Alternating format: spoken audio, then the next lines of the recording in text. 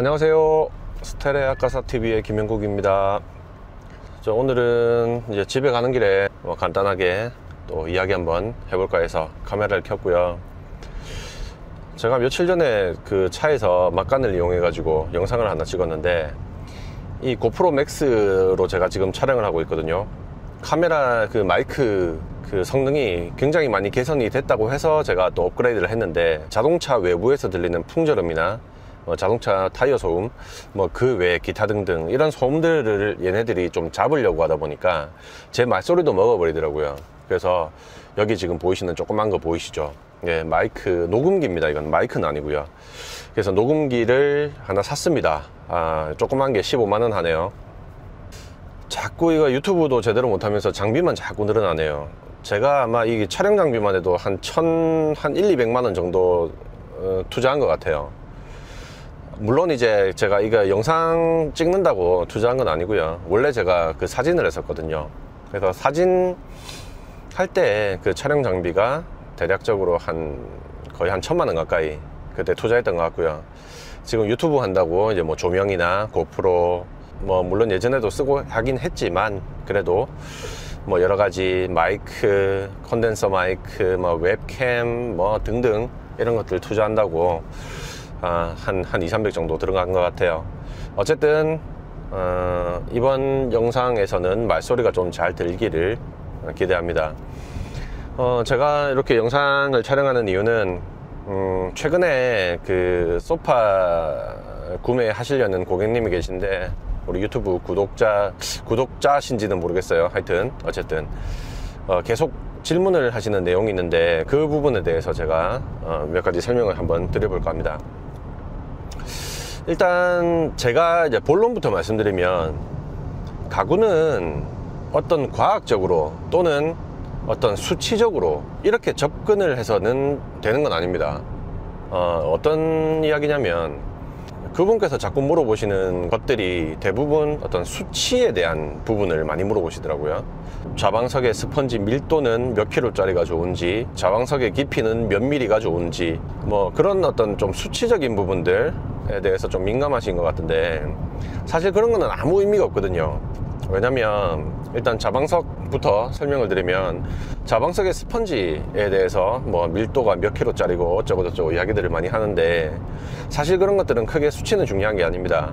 왜냐면 단순히 그 스펀지 하나만으로 이 쿠션감이 결정이 되는 게 아니거든요.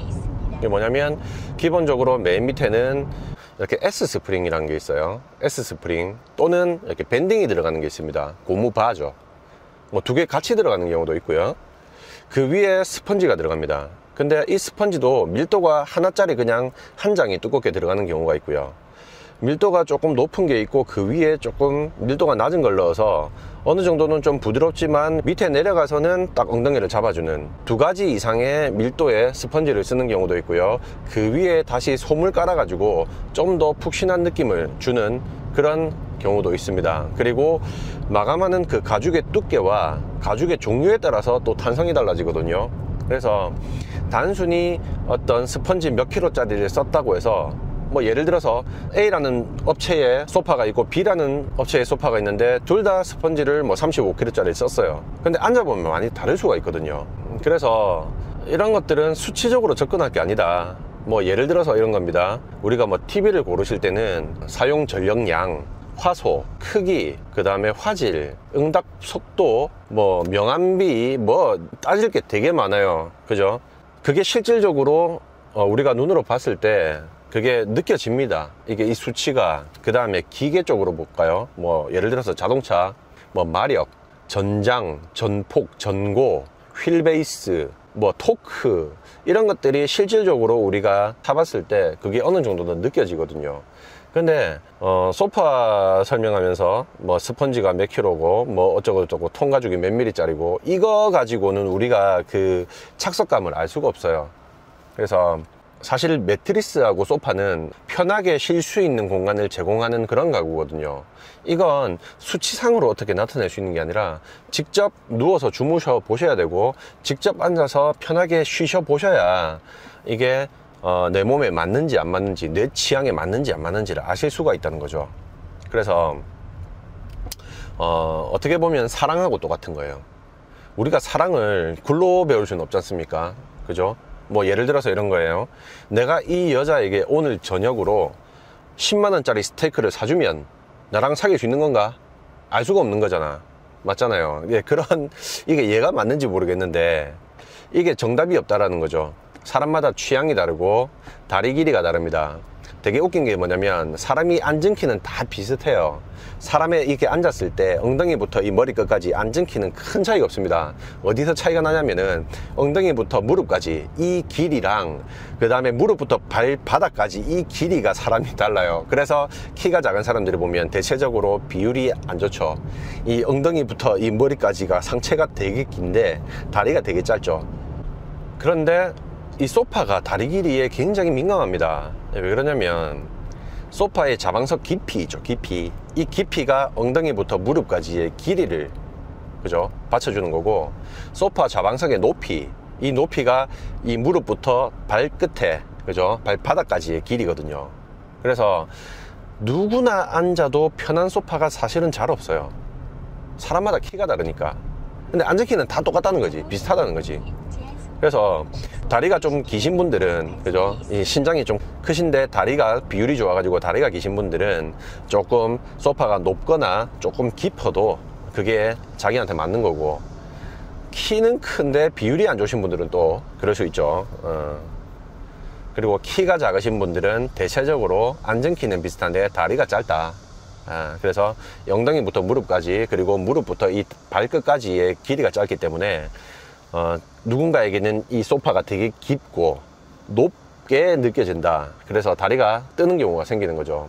그래서 사람마다 이 다리 길이가 굉장히 많이 다르기 때문에 누구나 앉아도 편한 소파가 잘 없어요. 정말 잘 없습니다.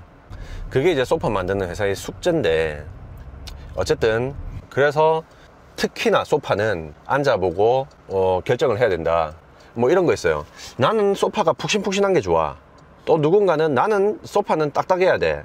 근데 막상 앉혀보면 그렇지도 않아요. 나는 딱딱한 게 좋다라고 생각을 하신 분들도 어떤 푹신한 소파는 마음에 들어 하시는 경우가 많고요. 또 어떤 분들은 나는 정말 푹신한 소파가 좋아 하시는 분인데 또 하드한 소파에 앉으시고 또 만족하시는 경우도 많거든요. 그래서 이 특히나 소파는, 그리고 매트리스는 이론으로 숫자로 공부하는 게 아니다. 내가 느껴야 되는 부분이거든요. 내가 느낌으로. 그러니까 이런 거예요. 예를 들어서 우리가 그 옷을 인터넷으로 사잖아요. 근데 이거는 안 입어보면 사실 막상 받아봤을 때 만족도가 떨어질 수 있습니다.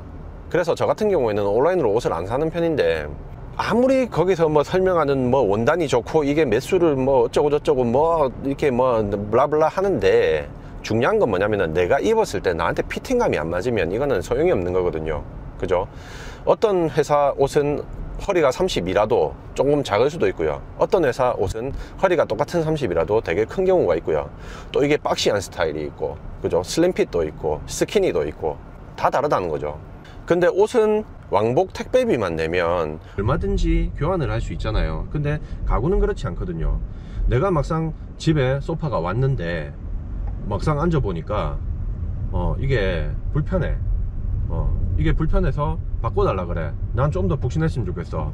바꿔달라 그래. 안 바꿔주거든. 그죠?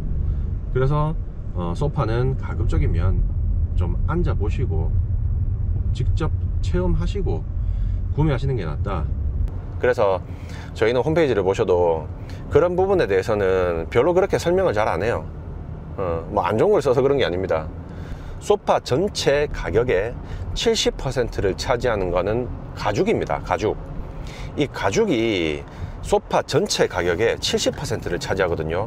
조금 뭐 궁금한 점이 해소가 되셨는지 모르겠는데, 어쨌든 저는 좀 제가 바라건대 수학적으로 소파를 접근하지 마라. 공식적으로 접근하지 말고 이론으로 접근하지 마시라. 그게 주 요점입니다. 제가 지금 이제 말씀드렸던 그런 내용들 중에 또 궁금하신 부분들 있으면 이 영상 하단에 댓글을 주시면 제가 뭐 짧은 내용은 또 댓글로 답을 드릴 거고요. 만약에 좀 긴 내용이다 하면 다시 한번 영상을 제작을 해서 알려드릴 테니까 좀 적극적인 댓글 주시고요.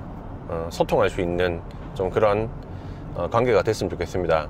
사실은 실시간 방송도 좀 하고 싶은데 구독자가 워낙에 몇 명 없다 보니까 뭐 실시간 방송 한다고 해도 뭐 누가 들어오시겠습니까? 그죠? 혼자 떠들고 앉아 있겠죠. 그래서 이제 못하고 있는 부분이고, 저도 구독자가 대충 한 10,000명 정도 넘어서면, 그때 정도 되면 아마 실시간으로 좀 소통할 수 있는 그런 시간을 가질 수도 있지 않을까 희망을 좀 가지고 있고요. 일단은 1000명을 목표로 하고 있습니다. 지금 오늘까지 883명 정도 아마 되시는 것 같은데, 제 채널이 좀 좋은 정보라고 생각이 되시면 가구를 구매하시고 싶어 하시는 그런 주변에 지인들께 좀 많이 소개를 해주시면 좋겠어요. 뭐 손해날 건 없는 채널이거든요. 제 영상은 절대 손해날 건 없는 채널이니까 좀 많이 이렇게 입소문도 좀 내주시고 하셨으면 좋겠습니다.